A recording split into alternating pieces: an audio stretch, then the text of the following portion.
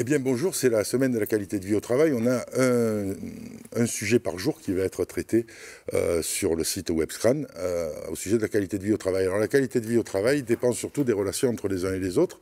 On a vu la relation entre les salariés et les représentants du personnel. On va aborder maintenant la relation entre les représentants du personnel et les salariés, parce qu'il n'y a pas de qualité de vie au travail satisfaisante s'il n'y a pas des dialogues de part et d'autre entre tous les acteurs de l'entreprise. Alors, bonjour Maude. Bonjour Jacques. De notre partenaire Physiofirme et APCSE, spécialiste des relations du travail depuis 15 ans et de la formation des élus. Comment les IRP doivent maintenir un dialogue constant avec les salariés pour justement être à l'écoute de leur qualité de vie au quotidien au travail? Déjà, il est vrai que quand on est représentant du personnel, on porte la parole des salariés dans le dialogue social. Donc il est important de garder ce lien ou de créer ce lien dès le départ, dès qu'on est finalement, même avant d'être élu, mais déjà dès qu'on est élu, de pouvoir faire une forme de publicité auprès des salariés, du CSE, de ses attributions, en quoi le CSE va pouvoir porter la parole des salariés, en quoi le CSE peut apporter aux salariés au-delà des activités sociales, parce que ce n'est pas que ça. Donc, ce qui peut être important, c'est de créer des espaces et des temps pour se rapprocher des salariés, pour les voir. Donc, il existe des actions, par exemple, des échanges. On peut créer une boîte aux lettres du CSE avec l'accord de l'employeur, bien sûr, pour créer du lien, pour renforcer ce lien. C'est utiliser aussi ces actions en tant que CSE, les inspections, les visites, pour aller voir les salariés en direct et parler avec eux, échanger avec eux, recueillir des informations auprès d'eux, et puis avoir tout autre type d'actions comme des questionnaires, des sondages ou autres. Oui, c'est très bien de rappeler qu'un représentant du personnel, comme son nom l'indique, il représente et qui représente personne s'il n'est pas en contact avec les gens qui l'ont élu, puisque les gens les ont élus pour s'exprimer en leur nom avec auprès de l'employeur. Et représenter les intérêts des salariés dans la bonne marche de l'organisation. Et que ça dépasse largement, et là je m'adresse à ceux qui sont certainement en train de faire leur campagne électorale pour être élus parce qu'on est en période d'élection. Un mandat d'élu ne se résume pas à distribuer des bons d'achat à Noël. Et donc ce contact-là, qui est, on le rappelle encore une fois, parce que je l'ai rappelé déjà dans une interview précédente, le mandat le plus proche de son électeur, bien avant celui du maire, doit être en prise directe et à l'écoute constante de ses collègues qui l'environnent. Tout à fait, donc c'est vraiment se mettre à la disposition, déjà utiliser ces heures de délégation pour aller voir les collègues sur leur poste de travail, puisqu'il y a la possibilité de se déplacer, de les rencontrer directement. C'est partie des droits et des mandats et des attributions du CSE. Donc les rencontrer, faire remonter par ces temps de rencontre, d'échange, faire remonter leurs conditions de travail ou quel est leur vécu au travail. Faire remonter, c'est aussi pouvoir, par exemple, répondre au téléphone, en tout cas se mettre à disposition pour répondre au téléphone quand il y a un salarié qui les appelle pour faire part d'une situation. Les salariés peuvent vraiment interpeller ou aller vers les CSE sur tous les sujets de leur travail, de leur situation de travail, de leurs relations de travail, de leurs conditions de travail, de leurs droits aussi. Donc tout ce qui est lié à l'organisation, tout ce qui est lié aux relations de travail, tout ce qui est lié à la santé, sécurité, toutes les questions, ils peuvent bien évidemment aller voir les CSE et les CSE peuvent leur poser aussi des questions de différentes manières. Donc je parlais aussi de pouvoir créer un intranet, par exemple du CSE, avec l'accord de l'employeur, pour que les salariés puissent avoir des informations. C'est des boîtes aux lettres, c'est une adresse mail du CSE, c'est aller faire les visites, les inspections, même dans le cadre du télétravail, par exemple. On a eu quand même une crise particulière où les gens sont retrouvés en télétravail. Il y avait la possibilité pour les CSE d'aller directement sur les lieux de télétravail des salariés.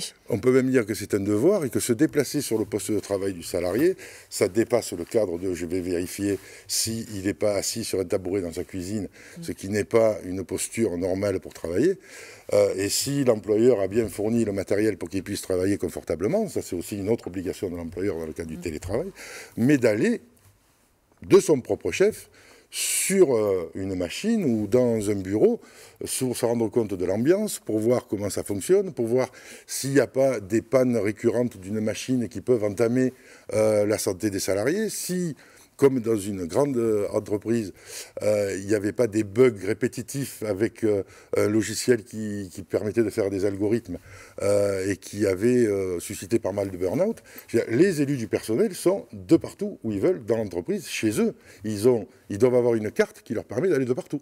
Ça veut dire qu'ils ont cette autorisation légale de se déplacer et de visiter. Et d'ailleurs, dans leurs attributions, dans les actions qu'ils ont, dans leur levier, finalement, il y a la possibilité, il y a le droit de faire des visites, et il y a même l'obligation légale de faire des visites et des inspections. C'est-à-dire, c'est hérité des anciens CHSCT qui faisaient des inspections une fois par trimestre. Mais là, maintenant, dans le Code du travail, les CSE doivent faire à minima 4 inspections sur le lieu de travail par an. Donc c'est important de les préparer, de les organiser et de les réaliser avec ces heures de délégation, bien évidemment, de les utiliser pour avoir ce contact, pour se faire connaître. Parce que l'idée, c'est vraiment de se faire connaître des salariés sur toutes ces attributions pour pouvoir après faire remonter les informations. Si on ne se fait pas connaître, les salariés ne vont pas nous identifier ou alors vont vous identifier que sur vos œuvres sociales. Et là, en l'occurrence, on va un peu au-delà quand même. Oui, et j'incite les listes qui sont en train de se constituer et les protocoles d'accords préélectoraux à bien mettre dans le protocole d'accord et à vérifier qu'il y aura bien, pour les entreprises éclatées notamment, qu'il y aura bien des représentants de proximité pour pouvoir, et si la loi ne leur permet pas, qu'ils arrivent à les négocier. Parce que si vous avez le siège à Paris et que vous avez un gros établissement à Nice et un autre à Perpignan, si vous n'avez pas de représentants de proximité, vous allez vous taper les déplacements pour y aller, et c'est quand même pas pratique, il vaut mieux avoir quelqu'un au quotidien. Et ça, on revient sur la nécessité d'avoir un protocole d'accord préélectoral qui prévoit ce genre de choses. Exactement, un protocole d'accord préélectoral, les négociations qui prévoient et qui permettent de pouvoir négocier cette existence des représentants de proximité. Il a une double utilité, effectivement, éviter certains déplacements, mais s'il est en proximité, forcément, par définition, il est proche des salariés, donc il est connu, donc il est identifié, et de cette façon-là, plus facilement mobilisable par la salariée pour faire remonter toutes leurs réclamations, toutes leurs questions, tous leurs sujets sur, mais ne serait-ce que les accidents du travail, par exemple. Aujourd'hui, combien de CSE nous disent « Ah ben nous, on apprend par le bouche à oreille, très longtemps après qu'il y a eu un accident du travail. Comment on fait pour intervenir ?» C'est là où il y a aussi l'obligation, c'est-à-dire qu'il y a l'obligation de rappeler aussi à l'employeur que le CSE est là pour veiller. Et pour avoir un rôle de veille, il faut qu'il ait les informations rapidement et pas 3 mois après, 5 mois après ou 1 an après. Même en dessous de 300, quand la CSSCT n'est pas obligatoire, le CSE a les prérogatives qu'avait le CHSCT précédemment. Et le CSE a toujours eu la prérogative de demander à l'employeur quel est le nombre d'accidents de travail, quel est le nombre d'arrêts de travail, comment ça se passe service par service, est-ce qu'on peut déclencher un audit, etc., etc. Mais ça veut dire que les élus, ils ont pris en compte leur rôle de représentants, c'est-à-dire qu'ils vont eux-mêmes chercher l'information parce que les salariés ne remontent pas toujours les informations. Et la curiosité ne suffit pas quelquefois. Il faut un peu d'inquisition, quoi. C'est-à-dire que très simplement aussi, il faut par exemple s'assurer que les bases minimales existent aussi en termes de documentation. Par exemple, la fameuse BDESE, il faut qu'elle soit bien existante, qu'on ait bien négocié ou qu'on ait travaillé son architecture, qu'il y ait bien toutes les informations. Mais il y a des documents aussi, on parlait des accidents du travail, par exemple, il y a des documents aujourd'hui qui sont obligatoires dans l'entreprise que l'employeur doit présenter pour consultation au CSE. Je pense notamment à 3 documents. Le document unique, maintenant, c'est une obligation de consulter là-dessus. Le document unique, il y a donc le programme annuel de prévention qui découle de ce fameux document unique, où le CSE est consulté comme avant aussi là-dessus. Et puis, il y a un autre document qu'on oublie souvent, qu'en tout cas je constate qui est oublié en entreprise, c'est le rapport annuel qui fait le bilan de la situation en matière d'hygiène, sécurité et conditions de travail. Ce rapport annuel, il est notamment, enfin, il y a un décret, plutôt un arrêté qui date de 85, qui décrit un peu les informations qui doivent être transmises dans ce document. Et là, c'est très important puisqu'on a les données sur les accidents du travail. Et ces données, on doit les avoir sur les 3 années, l'année écoulée et les 2 années précédentes. Mais accidents du travail, les indicateurs, le taux de fréquence, taux de gravité, les mouvements de personnel, les événements marquants, les moyens donnés en matière de prévention de l'hygiène, de la sécurité et conditions de travail.